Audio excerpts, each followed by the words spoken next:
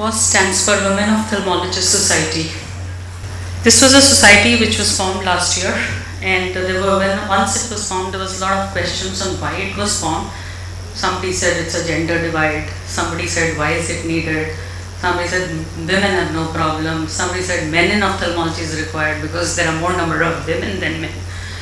So in this presentation, I am attempting to answer all those questions and the need for this society plus what it is doing.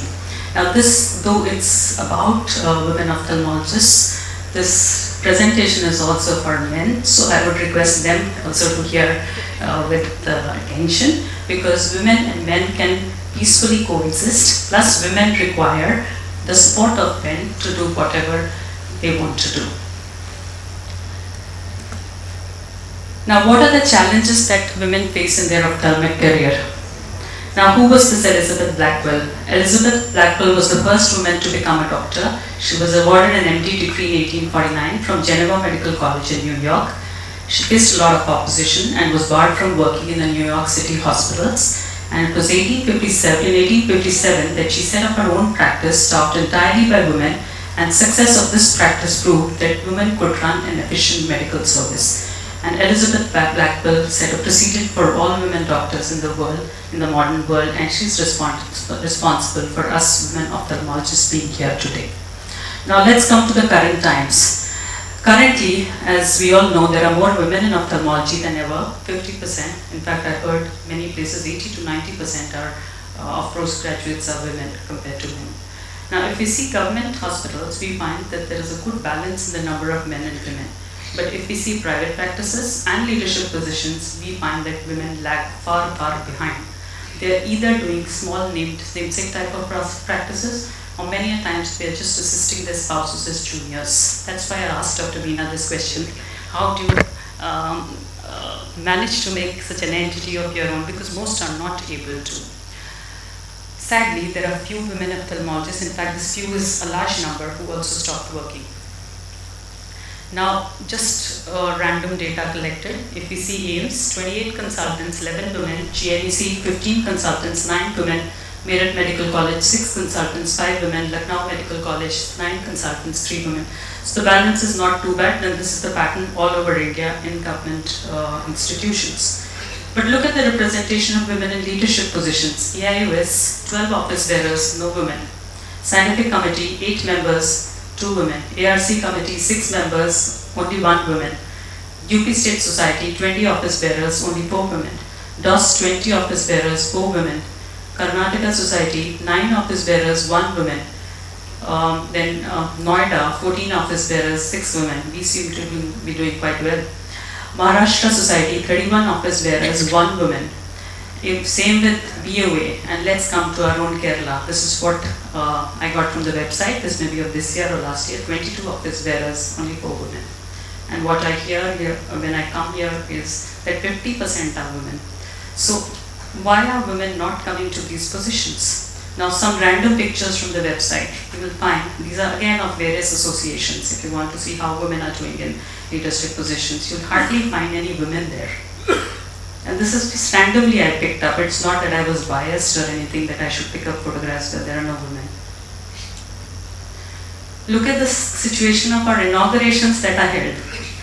Again, this was randomly picked up. No offense meant to Dr. Mahipal or Dr. Shroff or Dr. Ladi, whoever all are in these pictures, but you will hardly find any women lighting the lamps. Now, what's the role of women? Generally, to hold trays, to hand over bouquets, to hand over the candles to light the lamp. Very happy to see here today Dr.Arup was handing over the candles along with Dr. Meena, and there was not a separate lady assigned to do this job. In fact, I remember when I was a PG long back, I refused to hand over a bouquet to a guest, to be given to a guest, and my HOD got very angry and he said she has too much of an attitude. But at that time also I felt this is not my job. This can be given to my co-PG who's a male. So I would like that more women should be lighting lamps. In fact, equal numbers should be lighting lamps if there are equal number of ophthalmologists. And hence, I felt a need for this society. So if you look at the challenges, there is no blatant discrimination that is there. But there are certain subtle things which tend to pull women back. Women who are trying to do something are many times seen as ambitious, go-getters, pushy, bossy, manipulative. Those are the terms that are used for them. But men, when they are trying to do something, are many a times labeled, most of the times labeled as motivated and driven. In fact, for myself, I remember I was a very shy, introverted girl, not able to do much, and I was always called sweet and simple. But when I tried to do something, I heard things like, she's trying to climb up the ladder, she is very manipulative. So these were things which were pulling me down. But then I realized I should not get discouraged by this, and I should consider myself same as any man, and I should work as much as I can and project as much as I can. Secondly, a lot of work in women goes without fanfare. They are not too good in projection, whereas men are good in projection. In fact, their projection may sometimes be more than what they may be doing, but women are very poor in projection. Now, if you see private practices, we find that very few are business owners and or partners. Why? Because there is a mindset that women cannot manage businesses, finances, advertising, competition. They are less risk-taking. Investments in ophthalmology are huge. If there is a husband and wife combination, it's a different speciality. The first investment would go for the husband, and after that for a wife. So either they join their husbands as assistants, or they do small-time practices.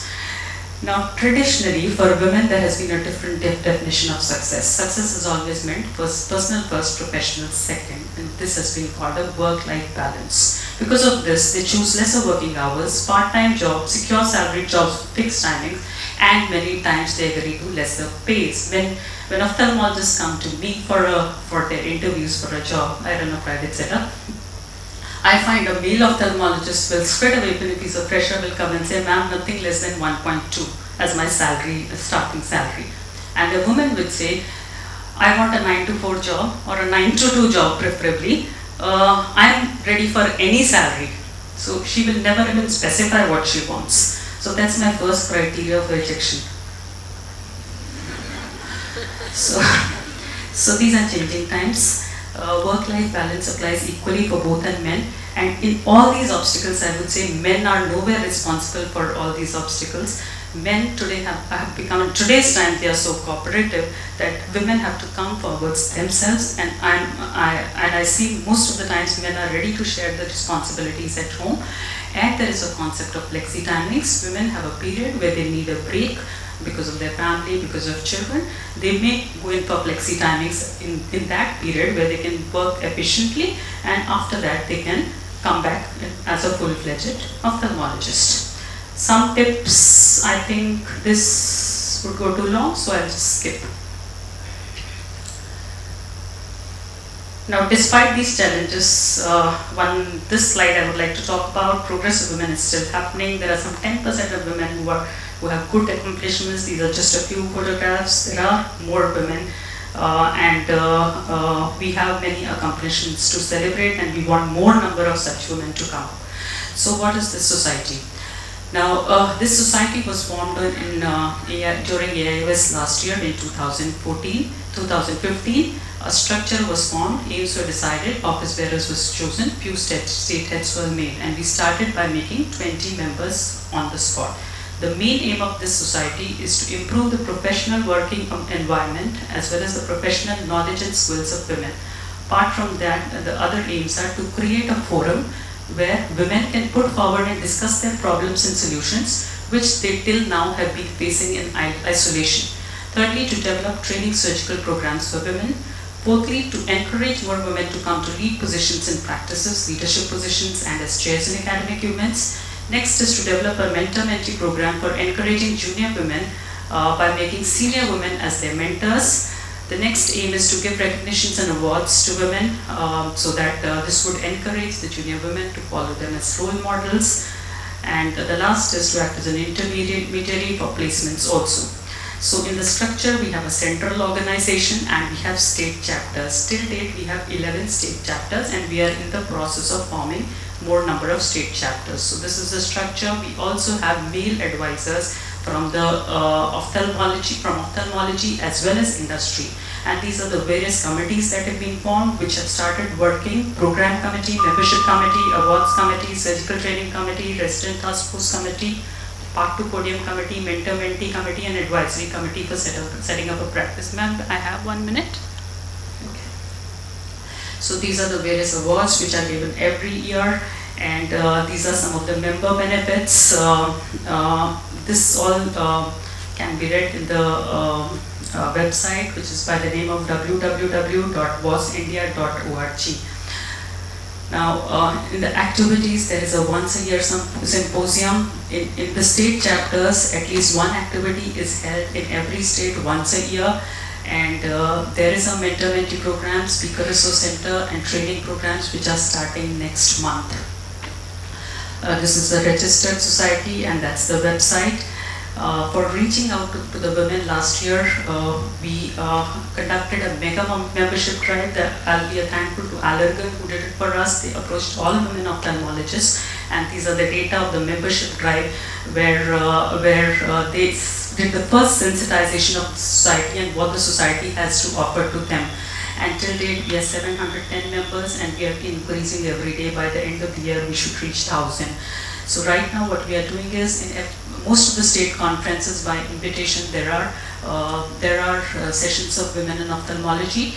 We have breakfast meetings in wherever we have state chapters, and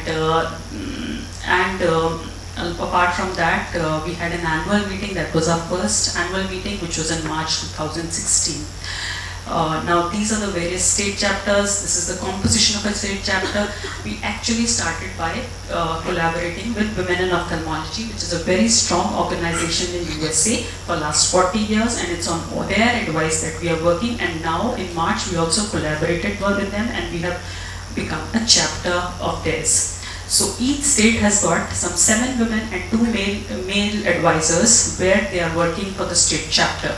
And they are all, I need not go into the details, but each state chapter is run by a certain set of rules and regulations so that there's no ambiguity and every state works in the same manner and in collaboration with the center.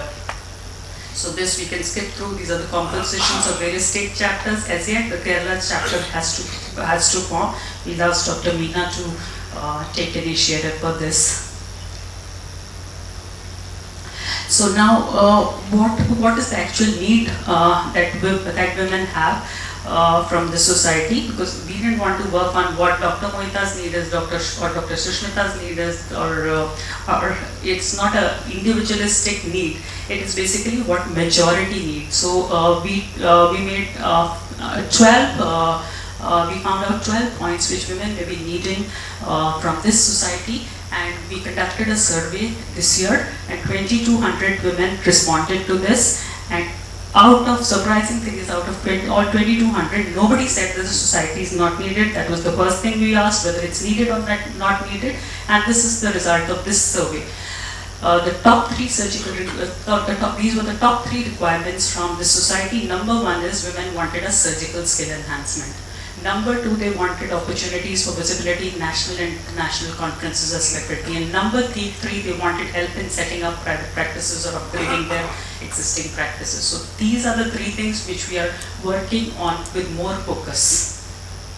So what it's offering? What are we offering now? We have a speaker resource center in which we have been taking 5 to 10 slots for WOS members in most of the conferences in regular sessions, and we are giving opportunities to those women who have been speaking less, in the sense that those who have enough opportunities and have been speaking are not included in this. You can submit your whatever preferred conference, preferred topic with a short CV, and this is selected on the basis of merit and placed in whichever conference you want in India as well as in international conferences. Secondly, we have this mentor-mentee program. We have identified some 50 mentors, male as well as females, all over India, and we are putting up the list in the website next month.